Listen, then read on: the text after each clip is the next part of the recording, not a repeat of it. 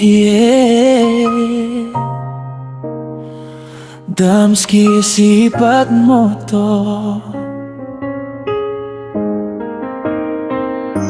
Makulimlim ang langit, pero di ang pangarap. Kahit mabigat ang paligid, tuloy pa rin ang yapak. Ito ang kwento ng pusong hindi sumusuko.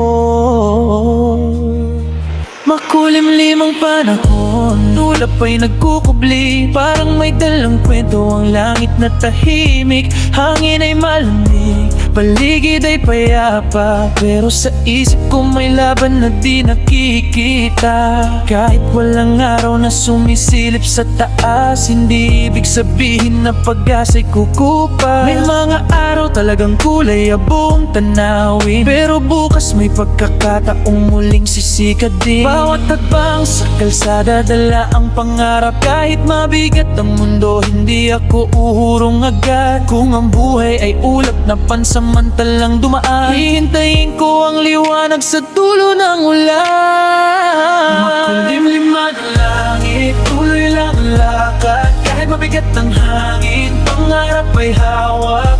Kung dumating ang ulan, hayaan lang bumagsak. Dahil pagkatapos ng mundo, sa araw din ang sisikat. Dilim ang paligid pero puso'y matatag. Hindi lahat ng madilim ay nangangahulog ang wakas. Kahit anong panahon, haharapin ang buong tapang. Dahil ang tunay na laban sa sarili nagsisimulat, nagmumula.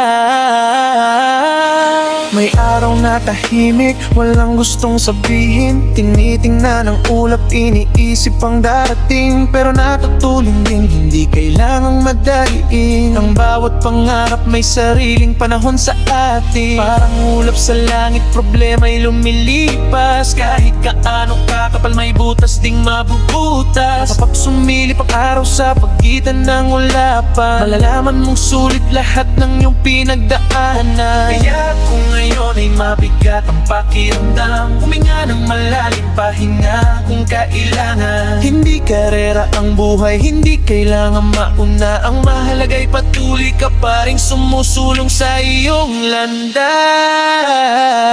Makulimlim ngayon, pero hindi habang buhay. May araw sa likod ng ulap, may bagong kulay. Kaya kapit lang sa pangarap na iyong pinanghahawakan. Dahil bawat pag-iyo'y may sariling katapusan. Makulimlim man ang langit, tuloy lang ang lakad. Kahit mabigat ang hangin, pangarap